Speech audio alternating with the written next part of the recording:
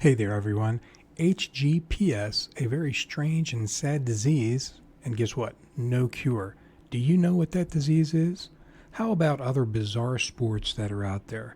And some strange architecture or buildings. That is what we're going to be talking about today on our show. So stick around. See you soon. Welcome to High Strangeness, where we ask questions and explore all that is strange and unexpected in our reality.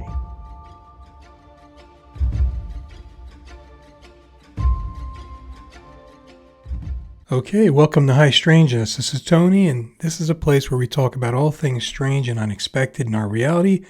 Today, we have a friend of the show and a co-host today, Ron Mason, joining me where we're going to talk about random strange stuff. That's what this episode's about. 3 or 4 randomly strange topics that we share with you and that we just talk about and enjoy. So how are you doing? Ron, my friend, how's things going? It's going good. Nice weather today. We had a really big storm the other day, hail, even twisters. Not they didn't touch down, but we had funnel clouds. Yeah, funnel clouds. It's been interesting weather. One day to the next, it's going to be 80 degrees Sunday and Monday, and right back down to 60.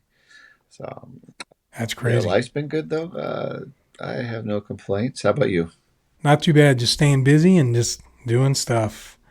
Now, you talked about funnel clouds. Do you get those over there every now and then, or is that kind of rare for you guys? It's rare for us, but that we do get them from time to time. When the conditions are just right. Yeah.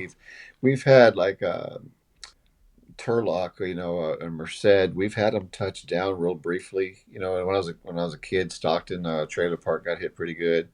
It does happen, but it's very rare. Yeah. It doesn't happen much here in Utah, but it has a couple times. And when it does, everybody's going, whoa, what's going on? Because it's just where do we move now around here. So. Exactly, right? I thought we got to wait. It's like, what's going on? I know, yeah. Well, hey, as we get into this is a different episode for us, Ron. We normally talk about films and we talk about paranormal experiences and situations. Today, this random strangeness episode is really just going all over the place. And we're just going to hit a few different weird things and see what we think about it. So I did want to start with a question for you, though. I wanted to ask you if you were aware of the new Steven Spielberg film that's coming out. Or let me back up. It's not coming out to probably 2027, but they're starting to film it right now. Have you heard anything about that? No. Yeah, I mean, it's called, I think, Disclosure, believe it or not. Yeah.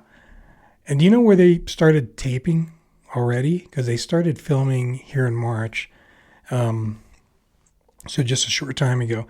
And they started filming in New Jersey. Really? Where all the... Really? Is that weird or what, Yeah. right? So all those drone things, and now they're taping this over there. I don't know what to think about that. I wonder if it's not a coincidence. Yeah, Disclosure. Who knows? Yeah. Well, 2027, I don't really want to wait. I love his movies. I mean, we have Close Encounters of the Third Kind and other things that were pretty good. So let's see what this is going to be. I wonder if it's going to be based on what's going on or it's going to be just a fun film. Most people think it's going to be based on stuff going on. That's kind of his MO, right? It is. Yeah. He does such a good job, too. Yeah. Well, I mean, I'm getting old in my memory. He did Raiders of the Lost Ark, right? Or was that Lucas? Did they do those in concert with each other? Did they do? I don't know. They were all done around the same time, but he did like things like E.T., which was a fun one. Why do I think he did? No, that was Lucas. Lucasfilms that did Raiders of the Lost Ark, right? Yeah, I'm drawing a blank on that now. Oh my goodness! But I don't know. Who knows? He's done so many good films, and I can't. But he's done some great ones. I can't even think of one. Yeah. He's done some. Are you sure you want to do this today? In my mind, if I can't remember a Steven Spielberg. Okay, people out there, our mind is crapped, right? We're just trying to work through this. For this. But it's just the way it is sometimes. Well, okay, let's jump into it, right? And maybe that'll kind of get the juices flowing here. So as we get into our topics here, I do have a question for you. Like, you've seen things with mummies and the Nazca mummies and all those other things. You've seen those. A lot of them, well, UFO people think a lot of times it's pointing to something that's happened in the past. Are these aliens? What are these things? And what are your thoughts on that? Like, even just regular mummies, are these ancient aliens? Or are they just the pharaohs and those sorts of things that were Are wrapped? you, Do you have a feeling or an impression on that? as far as the net, are you talking about the one with the head? The the elongated Yeah, heads. yeah, Uh, no, I saw something one time that kind of explained how they got the skulls to elongate. Did you see anything like that? right. The way they wrapped the skulls, is it when they were Yeah, children, when they were still soft? Uh, yeah. There's some cultures that will do that, but of course, the ancient alien people say, well, they do that to hmm pay hmm homage to these great gods that came from the skies. And who knows? I mean, yeah, you know kind of where I fall on that. Yeah, I mean, I don't know why you would do, why you would just come up with that. Hey, let's I want a real long yeah, head. Let's make a Tootsie Roll head out of my baby. Let's get something started. I don't know where the I know what the ancient alien theory is on that. I've seen a couple of episodes of the One Ancient Aliens talking yeah, about that. I don't know why they did it. I don't know what inspired them to do it. I don't. Is there any doc? yeah. Is there any literature anywhere during those times that were left behind to say this is why we're doing it?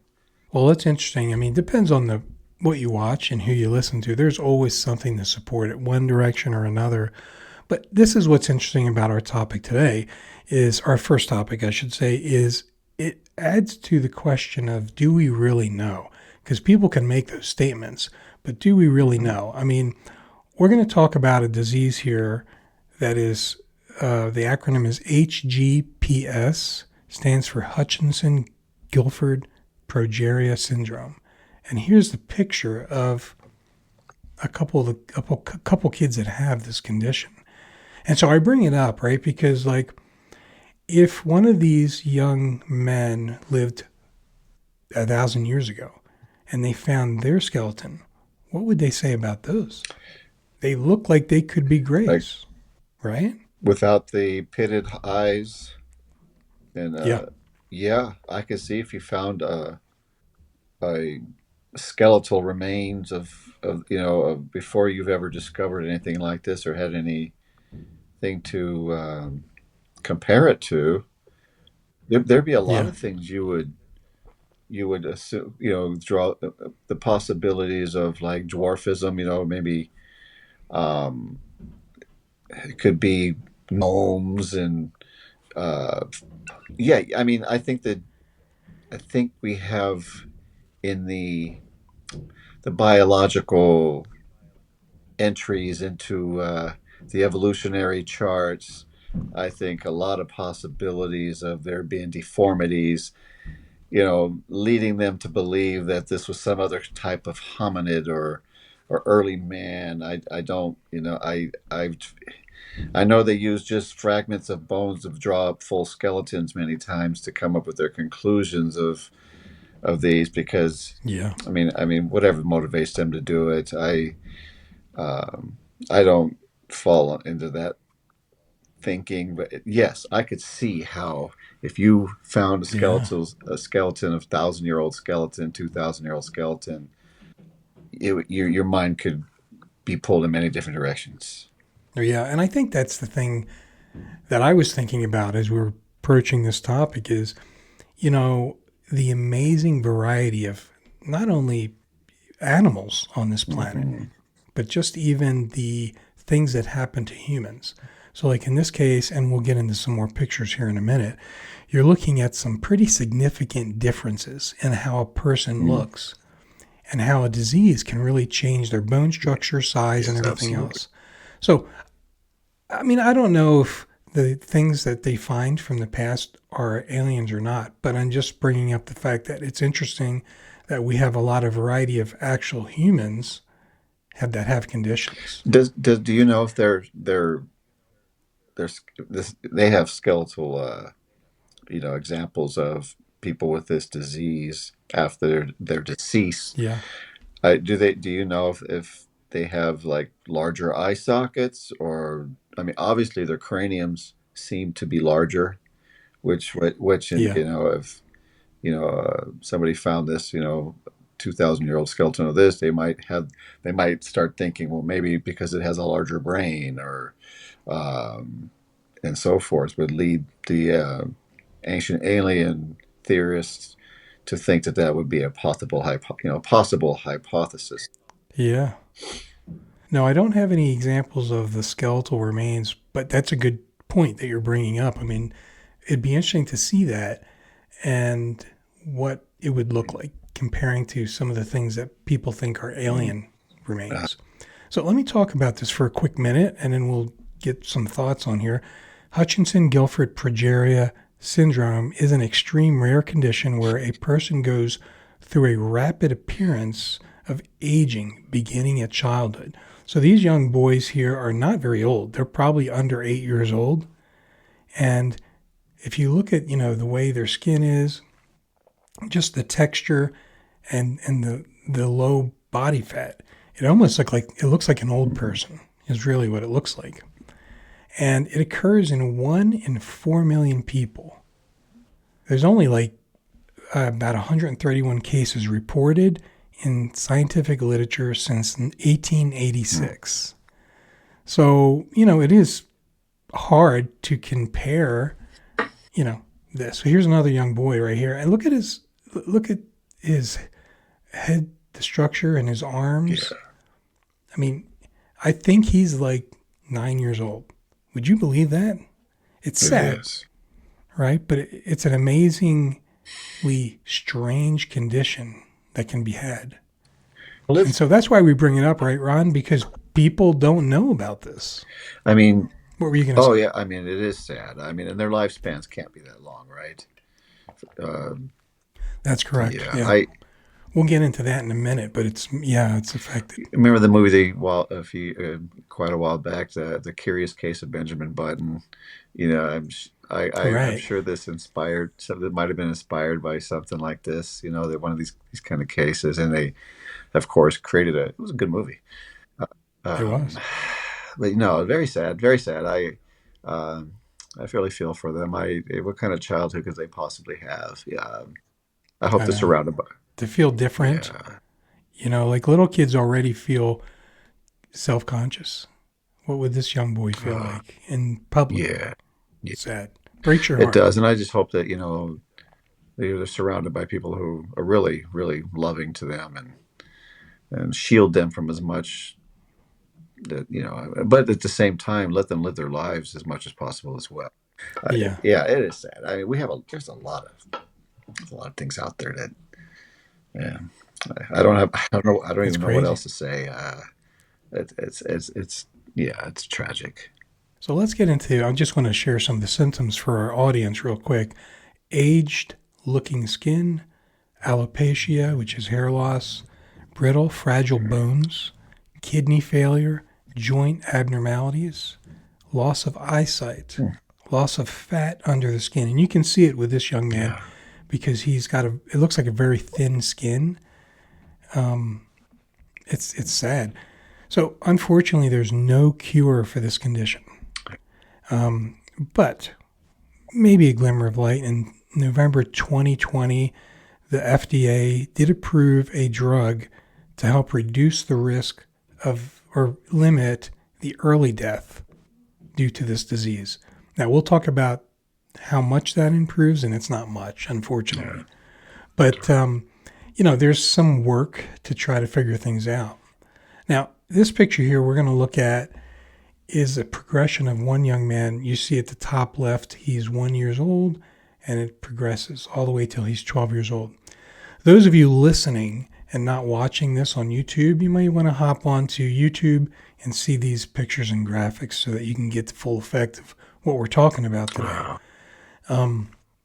But isn't it amazing? I think what's interesting to me is this young boy gets to the point of being 2 years old, and you start to see something at 2 years old. But I think what's scary about that is you could have a child that's 2 to 3 years old before you recognize something's going on, Mm-hmm. and that's sad. Yeah, Look at the difference in the skull. yeah, What is yeah. cause? What is it about this that causes the skull to swell to such proportions? I mean, the, I mean, what is? What was I gonna? It's a genetic disease, which that's the hard part about this. It's at the genome Hmm, level, and that's why they're not able to really treat it so yeah. well. HGPS often appears.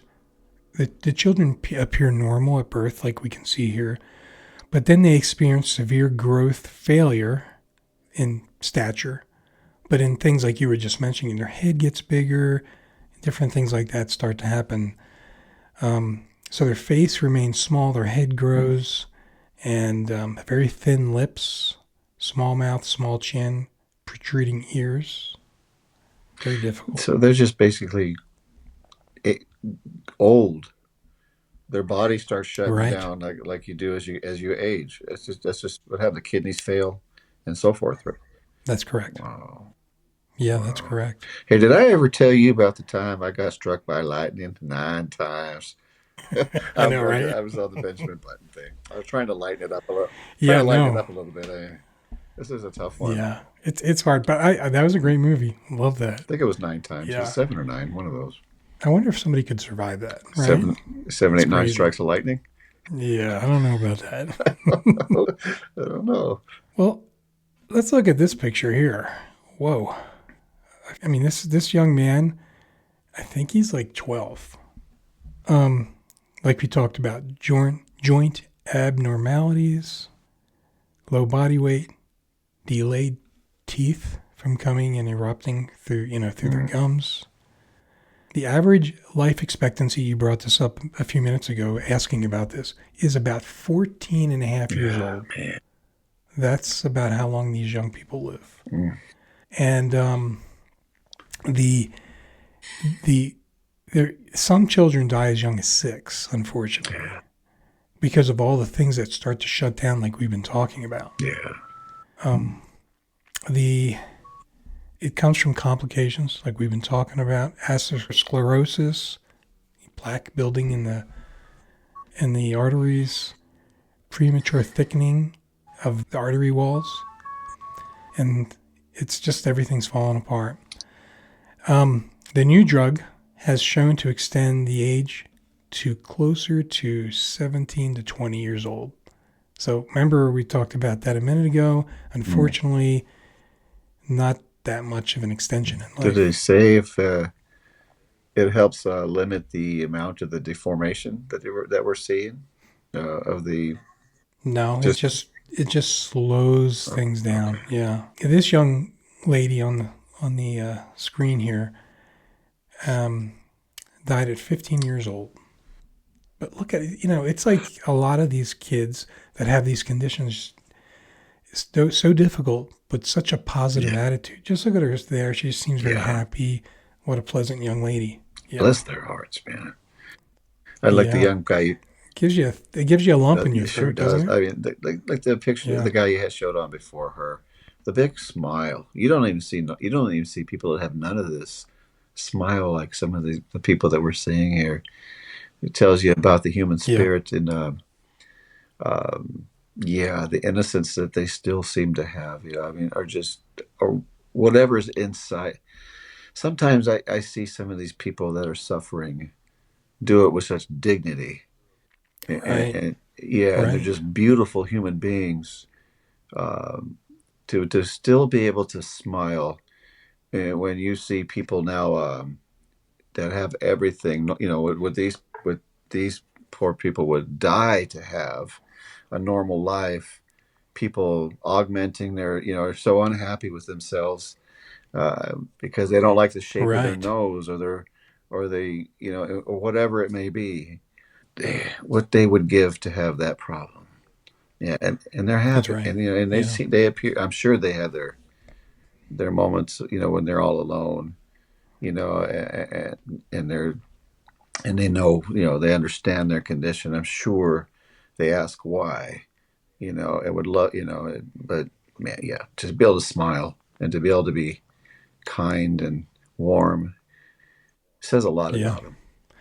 it does. And you know that at some point somebody had said to them, a doctor or somebody explained to them what their life expectancy was. Mm.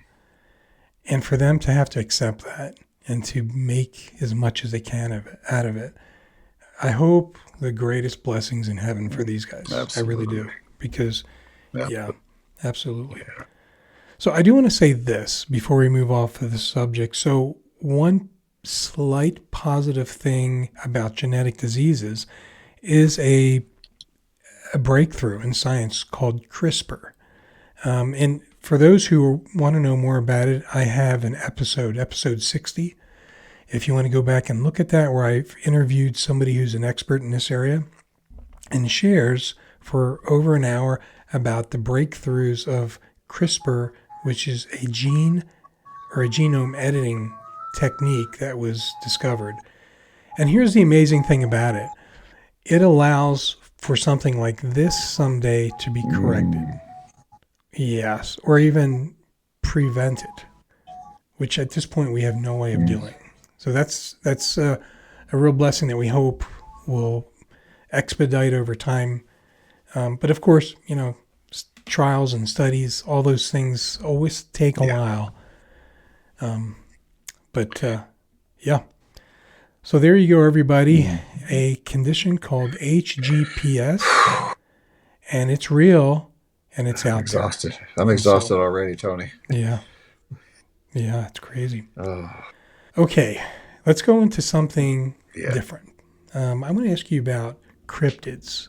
Do you have a favorite cryptid that you have always thought, hey, that's a really neat beast or animal? Bigfoot. Bigfoot. I've always been There you go. fascinated with Bigfoot. I mean, I think he's an ape. I think it's just just one that just hasn't been discovered yet. I talked to Dr. Mariah when we were at the last Phenomicon, and she said Yeah. that she said you could be right a foot away from a great ape in a bush and not even know it's there. They're very stealthy. They're very, they'll Yes. only if you want. So I believe that's what Bigfoot is. I don't believe it's half man or anything like that. I firmly believe it's an ape that can walk upright. It appears to be anyway. Yeah. Well, and it'll be interesting to see, because there's a lot of science now going into trying to figure this out. It will be interesting to see if they're able to break ground there and figure some stuff out. But, for me, one of my favorite cryptids is the Jersey Devil, right? Because I'm from back east. And it reminds me a little bit of this one here that we have on the screen. This one is a cryptid from Maryland, and it's called the Snay Gaster. Snay Gaster. Ever heard of the Snay Gaster? Not until today. There you go. It's a dragon-like beast. It's described as a half reptile and half bird, living deep in the South Mountains caves. The creature is said to swoop silently down from the sky, stealing farm animals, children, and so on from unsuspecting farm folk. Are those octopus? Is it like those like squid or octopus legs coming out of its mouth? Is that what that is? That is, and it's really weird. Like this description, I've got a couple other pictures. There's a lot of different descriptions of this thing. So, I don't know. Take a look at this picture right here. Whoops. That just looks freaky. It's completely different. That's one description of what this might look like. Now, I have a question for you, but let me say this. The area was settled by the German immigrants beginning in 1730s who called the creature a schneller Geist, meaning quick spirit in German. For years, the Snay Gaster lived only in the pages of folklore until 1909, when stories of the beast began to appear in newspapers. So, is it weird to you that people see things like this out in the woods? Sometimes I wonder if it's a little bit of this. In 1909, that was before LSD, Right? but it wasn't before peyote and mushrooms. True. True. The imagination can sure get away from you when you're scared. True. One sound, and it was whatever you're thinking it was. I mean, obviously something like this probably doesn't exist. But Yeah. it just looks like a crazy figment of somebody's imagination, a Yeah. clever artist. Let's take a look at the next picture, which is just another version of this. Crazy. Yeah, yeah, It looks like an alien. This one it looks like an does. alien. It does. Yeah, yeah, but some kind of strange dinosaur. Yeah, Yeah. you're right. But here's the weird thing. They talk about it showing up in newspapers in 1909. And one of the interesting things that I found about the Jersey Devil is one of their big newspapers in Philadelphia in the 1700s had stories on the Jersey Devil and sightings. And it was a big deal. In fact, some big stories about the Jersey Devils taking animals from farms and things like that. So I don't know. It's interesting when you start seeing stories in newspapers and that sort of thing, because unlike today where they're looking for just something to make a big story with, back then, there wasn't the competition of TV and the internet. They pretty much tried to tell a story that was being reported. Did you see not too long ago? They kind of think they might have solved the Jersey Devil riddle. That bat Yes. with the horse face, it's like some kind of large bat. Yeah. Do you think it makes sense? It does. In fact, let me put a plug here. For those who want to go back to episode 38, I interviewed a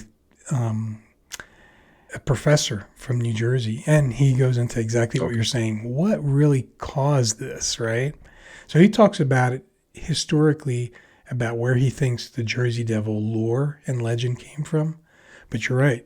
More recently, they feel like it's something else. So yeah, it's an actual animal that we're aware of, a bat of some kind that does kind of have a horse head, and they're pretty large too, right? So they can be pretty terrifying if you don't know what you're looking at. People, maybe we'll do another episode on that down the road. It is a crazy thing. Well, at least your cryptid has been, found out for the most likely. We're still looking for Bigfoot. I know, right? Snally. Okay, a little bit about this here. Encounters between local residents and the winged creature in February and March of 1909 described it having enormous wings, a long pointed bill, claws like steel hooks, and an eye in the center of its forehead. So now it's a cyclops, too. Where's Jason and the Argonauts when you need him? I know, right? Well, I don't know what to think about this, people, but this is for you to decide. The Snay Gaster. That is the name of this cryptid from Maryland. Okay. Is this... Any thoughts about that before we switch gears? Now, I saw... you sent me a link just to kind of look this up a little bit. And didn't they say that it turns out that this may have been inspired by a newspaper, owner of a newspaper who was trying to drum up interest in his newspaper? Is that right? Wasn't that one in the article? I think I remember seeing that. That's theories. One of the theories. Yeah, exactly. I can see that. But, there's not a lot of visual sightings on this, so it makes sense that could be something like that. Yeah. That makes sense. All right. We are going to shift gears, get lighthearted now. A little bit, not scary and not so sad. Shake it off, right? I want to ask you a question, Ron. Have you ever seen a car or a bus or something like that just looked so strange that you took a double take and said, whoa, is that on the road? Kind of when I first saw the first Tesla SUV. What in the world? Where's the Michael J. Fox? Huh? Is he in there somewhere? Yeah. How about talking about movies? Dumb and Dumber. Do you remember the dog clips mobile? Yeah. Every time it would jump the road, the ears would flap on the van. Oh, that was That was hilarious. that was a funny movie. Oh my gosh, you can't Yeah, I love that. Well, look, you can't triple stay. we're not going to talk about vehicles. We're going to talk about a structure, a home. This one's called the Dog Bark Inn in Cottonwood, Idaho. It's situated along Highway 95, Cottonwood, Idaho. This is a beagle-shaped building, and it's actually a bed and breakfast. Would you go there? Sure. Why not? I would too. I would want to take the grandkids. Yeah. How'd you sleep last night, Ron? Rough. Yeah. That's Yeah. And here's another picture of yeah, I'd stay there. the Dog Bark Inn. Look at that. Guests enter the suite through a private second-story patio. You can see it on the picture here. It leads them into the body of the puppy, the dog. And once inside, a stairway takes them to the head of the dog where there is an additional sleeping space in the nose or the muzzle there. Yeah. Is there any interior photos of that thing? Just one that I have here. I'm going to move into it right now. Only That's it, huh? the bedroom. It looks okay, right? I don't know. It's in Idaho. When you go to Phenomicon, you might need to stop there. Is it? Do I go? I don't know where Cottonwood, Idaho is, to be Yeah, I don't honest think I with you. go anywhere. But I'm in Utah, so it's close enough that maybe I should do it. Yeah, because we kind of come through Nevada to get to you guys. So Ah, okay. um, You go through the Salt I do. Flats? Yeah, that Okay. So yeah, you'll miss It that. took me almost a day to get out of them. Wow, Yeah. South Flats. That's pretty interesting. I would stay there. I think I would do it. Yeah, I would do it for sure. I think it's interesting. Okay. So, everybody out there, the Dog Bark Inn in Cottonwood, Idaho. If any of you have stayed there or have seen it in person, put a comment. Let us know. Give us your opinion. Tell us what you think about it. But it looks like a fun place to me. So, how many rooms do they have in this? Is it just that one? uh, Is that the only one, or is there multiple? no, I felt like I saw that there was 2 sleeping areas, but that's a good question. Yeah, Don't know. Well, now I'm feeling like I should have done more research on it. I'll have to go there. you're That's gonna what have it to is. go there for us. Yeah, let us know. Yeah, yeah. Okay, you ready for the next weird or strange structure? This one's called the Nimmi Building in Tokyo, Japan. So you don't have to go to an amusement park to be able to step into a human-sized teacup. Now you can work at Nimmi in Japan, and anytime you go out to the balconies, it's one of these teacups. Would you? I think it'd be fun to go in there. I've always wanted to go to I don't Japan. know. Yeah, Japan seems like it's a very interesting culture. I've always been fascinated with the idea of going to Japan, and I would definitely go to see. I would Yeah, definitely go there to see what that place is about because that is very interesting. it is. It feels like you're in a giant Lego city, and you're just a small little thing there. Yeah. So let me say this for everybody: the structure is in Osaka. I'm sorry, it's Asakusa, and it happens to be where a famous Buddhist temple was located, or next to where it's located. Mm, That's for people who may be in Japan and want to check it out. Um, that's- Another picture here for everybody. Look at this. You get something else with it too. One side you get the teacups, and the other side of the building you get this chef to look at as well. Is this a what is this place?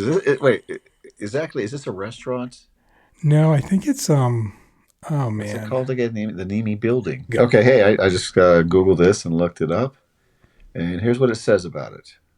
It says it's a wholesale store for restaurant supplies at the south entrance of Kapabashi Duga Street. The statue of a giant Hmm. cook on the rooftop of the building is a symbol of the Kapabashi Duga Street.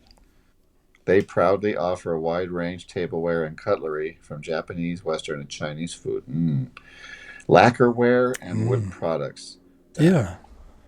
No, not bad. Well, that's good. So people know what they sell in there, and it fits. I think the building kind of lends to that kind of a situation. I like it. What an interesting place to eat, huh? It is, yeah. Okay, so we've talked about strange places. Now I got a question for you. What do you think is the strangest hobby or sport before you found out about the topics here today? Oh my goodness. Those frog races would be one of them. Yeah. The slug races. You know what I think? Here's what I think. I personally, for me, have you ever seen Olympic speed walking? I think I've seen a Oh clip. my. Because I always think it's funny when people actually walk real, they do that walking. I'm thinking to myself, why Yeah, don't you just jog? But, maybe they exactly. haven't. That's what I thought too. And I saw this on TV the first time, a bunch of years back, and I stopped and looked at it and I thought, this is a joke. This is not real. Olympics? And then it was real. In the Olympics? In the Olympics. Yeah. I mean, the only thing that was funny about it is I've never seen men shake their hips so much while walking. It was crazy. I thought somebody was going to get hurt. Could you imagine the commentator? Look at the technique on this guy. He Right.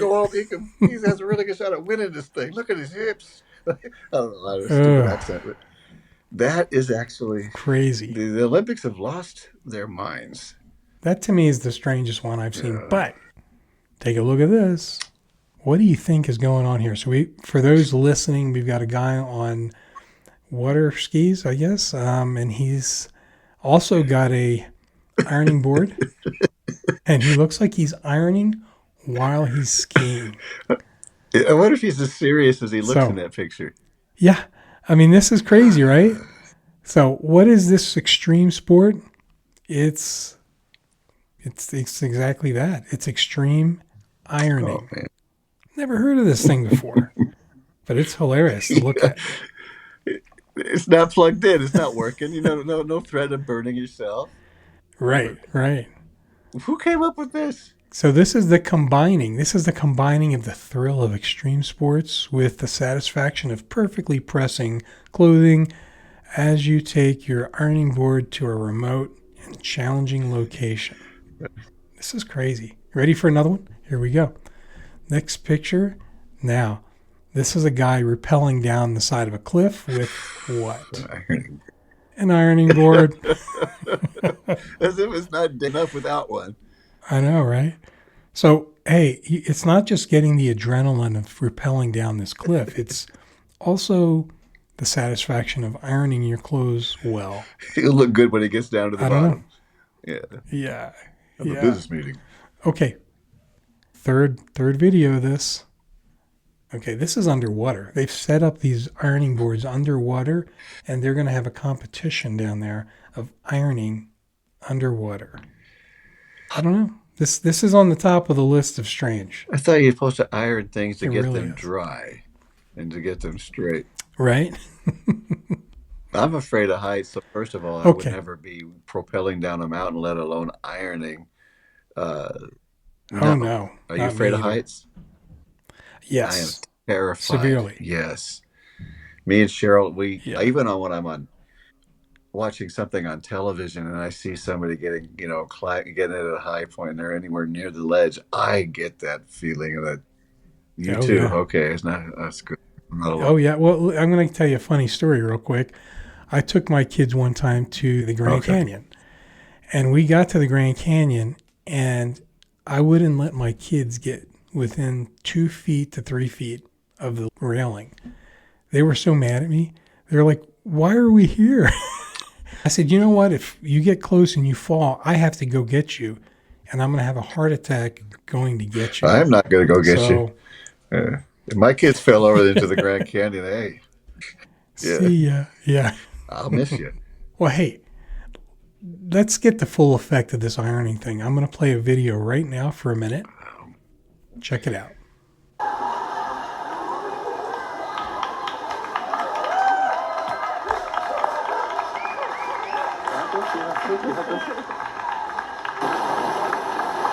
God save our gracious Queen. God.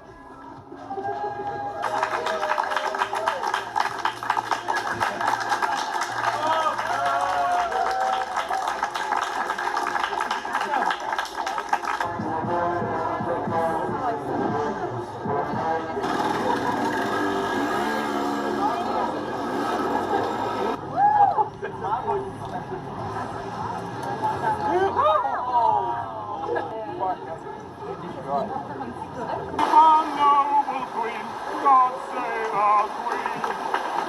Send her victorious, happy and glorious, long to and over us. God save our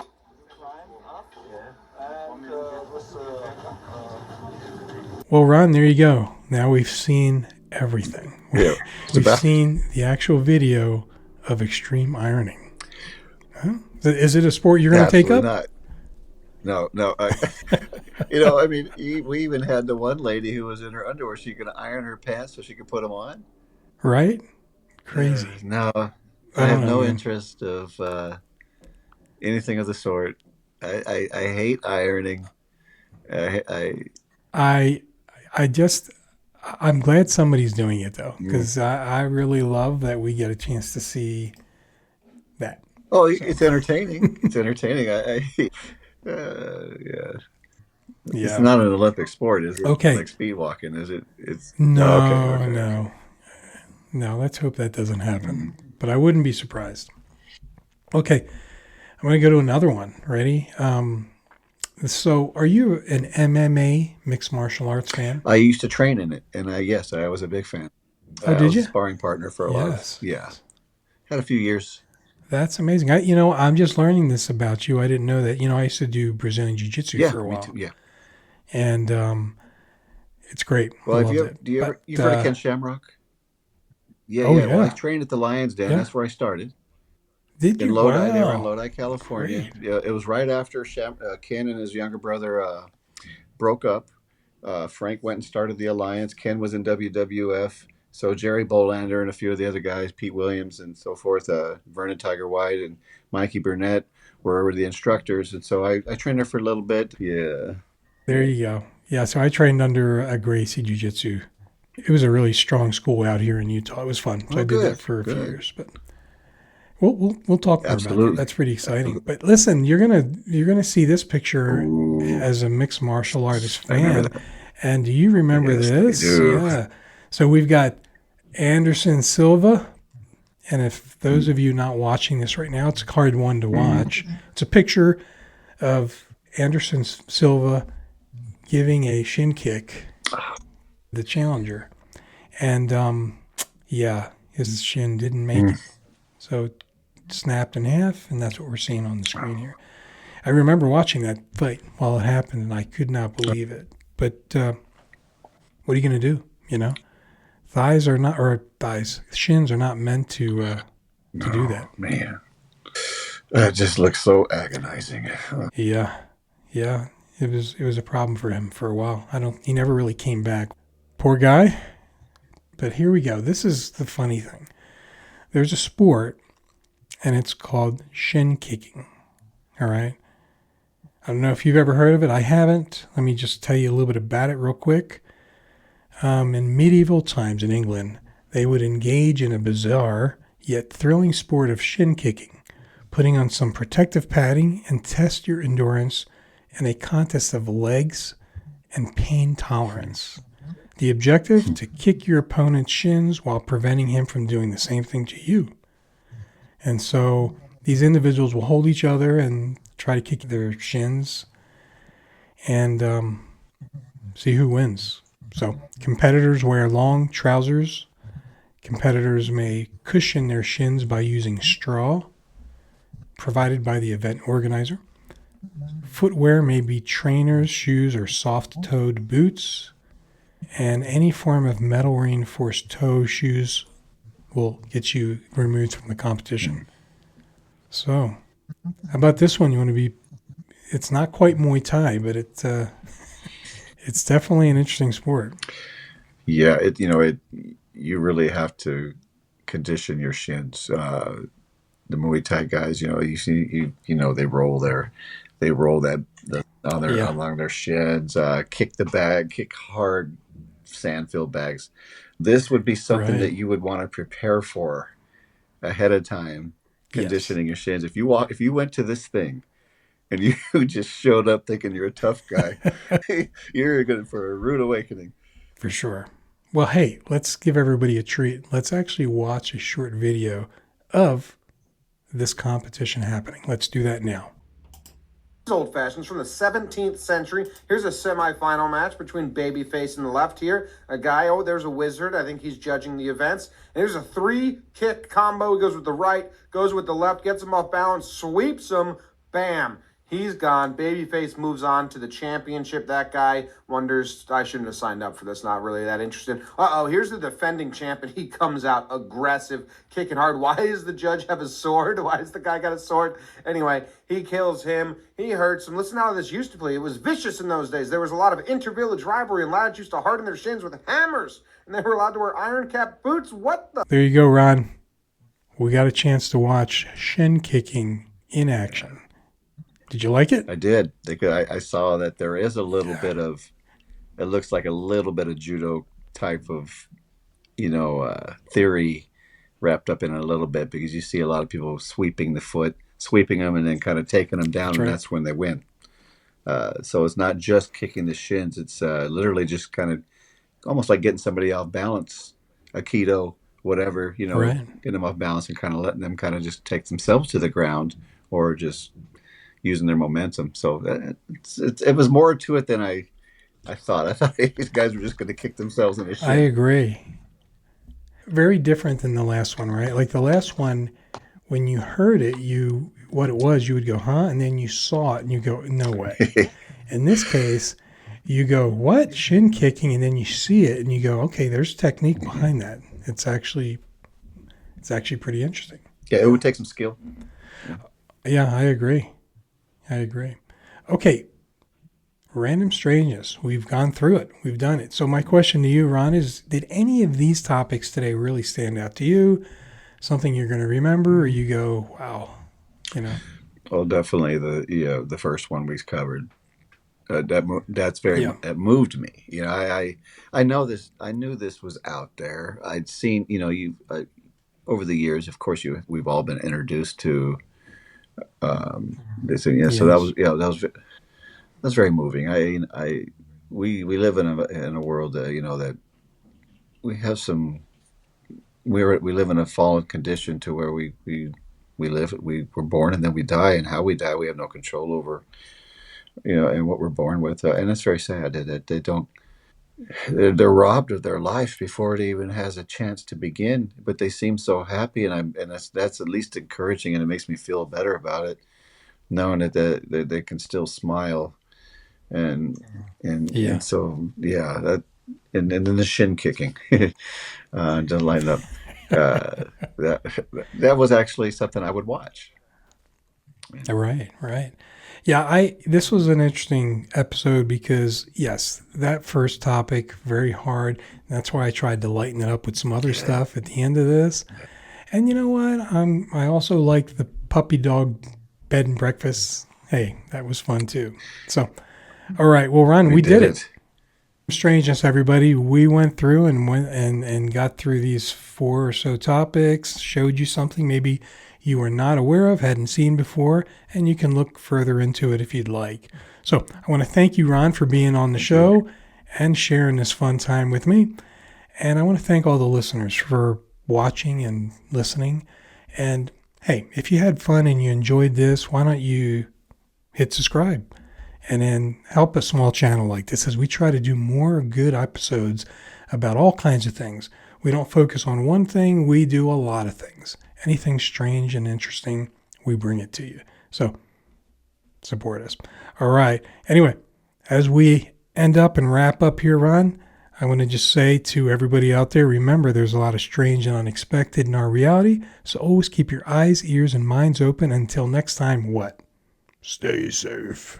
Right? All right, Ron. Talk to you soon. See you, everybody. Thank you for listening to High Strangeness. This was a glance at some of the strange that exists in our reality.